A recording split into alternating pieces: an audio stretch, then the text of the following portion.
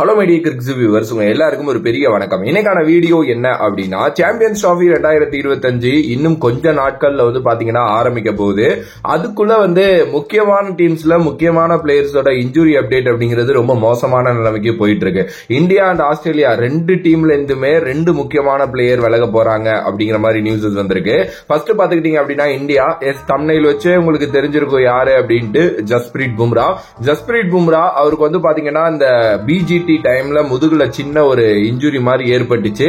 அப்ப எல்லாரும் back spasm தான், அது சரியாயிரும் அப்படிங்கிற மாதிரி எல்லாம் சொன்னாங்க. ஆக்சுவலி என்னன்னா ஒரு 1.5-2 வருஷத்துக்கு முன்னாடி நினைக்கிறேன் ஒரு பெரிய முதுகுல இன்ஜுரினால அவதிப்பட்டு அதுக்கப்புறம் அவர் போயிட்டு ஒரு சர்ஜரி பண்ணிட்டு வந்தார் நியூசிலாந்துல.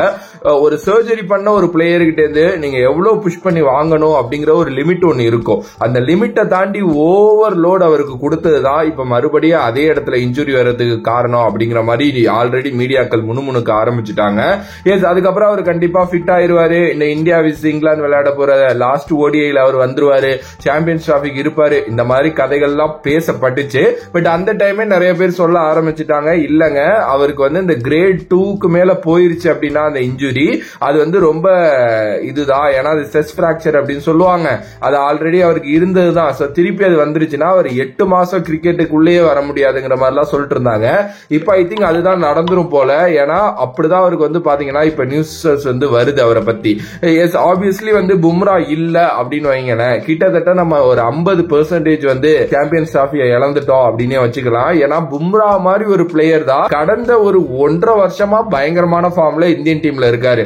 எஸ், நான் இல்ல, நீங்க கூட இதை ஒத்துப்பீங்க. நிறைய பேர் ரீசன்ட் டைம்ஸ்ல இந்த நம்ம ஒரு விஷயம் சொல்லுவோம்ல, முந்திலாம் சச்சின் இருக்கிற வரைக்கும் இந்தியா ஜெயிச்சிருப்பா, தோனி இருக்கிற வரைக்கும் இந்தியா ஜெயிச்சிருப்பா, விராட் நின்னார்னா இந்தியா ஜெயிச்சிருப்பா அப்படிலாம் சொல்லுவோம்ல.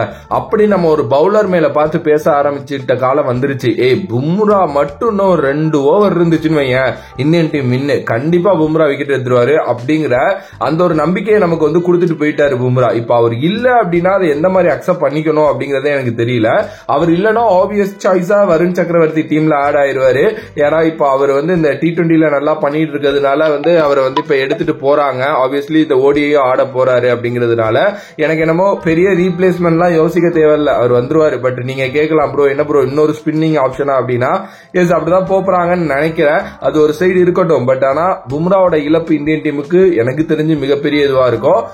பிப்ரவரி 12ஆம் தேதி தான் கடைசி டேட் அபிஷியல் ஸ்குவாட் அறிவிக்கணும்.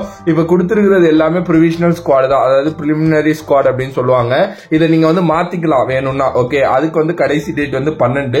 சோ 12க்குள்ள பாத்தீங்கன்னா நீங்க மாத்தணும் அப்படிங்கிறது தான் ரொம்ப முக்கியமான ஒரு விஷயம். அதுக்கு அடுத்தபடியா பாத்தீங்க அப்படின்னா ஆஸ்திரேலியா பொறுத்த வரைக்கும் பேட் கமின்ஸ் அவர் ஆல்ரெடி இன்ஜுரியில தான் இருந்தார் அந்த பிஜிடிக்கு அப்புறம். அதே நேரத்தில் அவருக்கு குழந்தை பிறக்க போதுன்னு ஒரு சின்ன ரெஸ்டும் கேட்டிருக்கிறதா அப்ப நியூஸஸ் வந்துச்சு. சாம்பியன்ஸ் டிராபி டைம்ல அவர் ஃபிட் ஆயிருவாரு, அவர் தான் கேப்டன் பண்ண போறாருங்கிற மாதிரியும் அறிவிச்சாங்க. ஸ்குவாட்ல கூட அவரோட நேம் இருந்துச்சு. ஆனா இப்ப என்ன மேட்டர் அப்படின்னா, ஆஸ்திரேலியாவோட கோச் இருக்காருல்ல, அவர் பாத்தீங்க அப்படின்னா மெக் டொனால்ட் அப்படிம்பாங்க.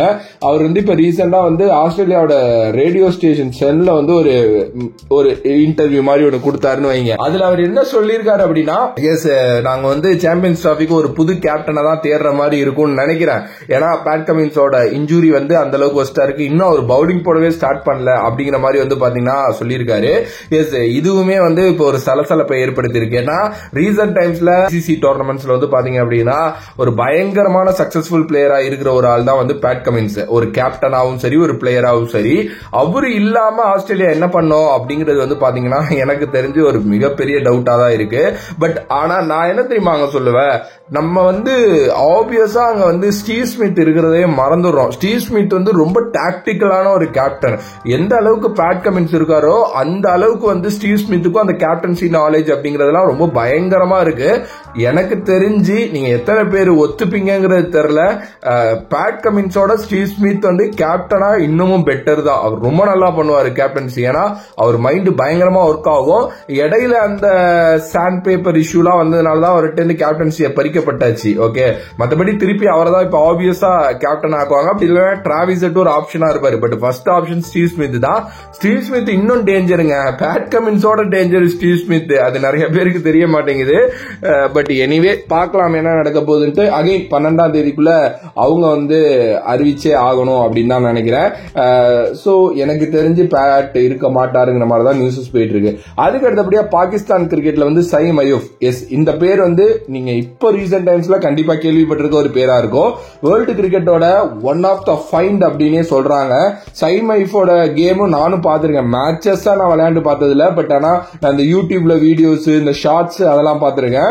22 வயசு தாங்க ஆகுது. அதுக்கப்புறம் வந்து நான் ஒரு ஐ திங்க் லாஸ்ட் இயர் நினைக்கிறேன் ஒரு பாகிஸ்தான் சூப்பர் லீக் ஒரு மேட்ச் ஒன்று பார்த்தேன். வெறித்தனமா விளையாண்டான் அந்த பையன். அந்த பையனுக்கு ரீசெண்டா ஒரு இன்ஜுரி, அதனால வந்து பாத்தீங்கன்னா அந்த பையனும் பாகிஸ்தான் டீம்ல இடம் பெறல.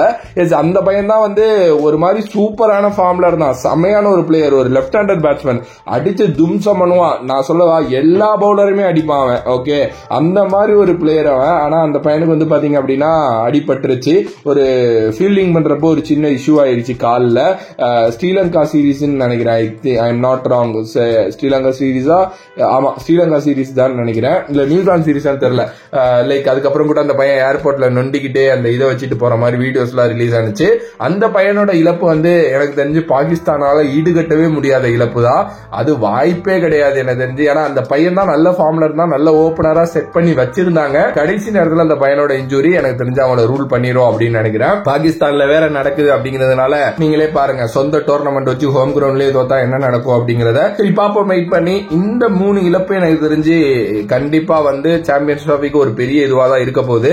அண்ட் மேபி பாப்போம் என்ன நடக்க போகுது. மேபி பும்ரா வரலாம், பேட் திருப்பி வரலாம், டைம் ஐஃப் கூட அதான் பிரிமினரியில இல்ல, மேபி அவர் டோர்னமெண்டோட இதுல வந்துருவாருங்கிற மாதிரி கூட ஒரு நியூஸ் படிச்சேன். பார்க்கலாம், ஏதாவது நடந்துச்சு அப்படின்னா ஹாப்பி தான். ஓகே, மற்றபடி வந்து கஷ்டம் தான். நீங்க சொல்லுங்க, பும்ராவோட இழப்பு உங்களுக்கு எந்த அளவுக்கு இதுவா இருக்கு? இன்கேஸ் பும்ரா இல்லனா வருண் தான் ஃபர்ஸ்ட் சாய்ஸ், அது இல்லனா வேற யாருக்கு வாய்ப்பு கொடுக்கலாம் அப்படின்ட்டு மறக்காம கமெண்ட் பாக்ஸ்ல கமெண்ட் பண்ணுங்க.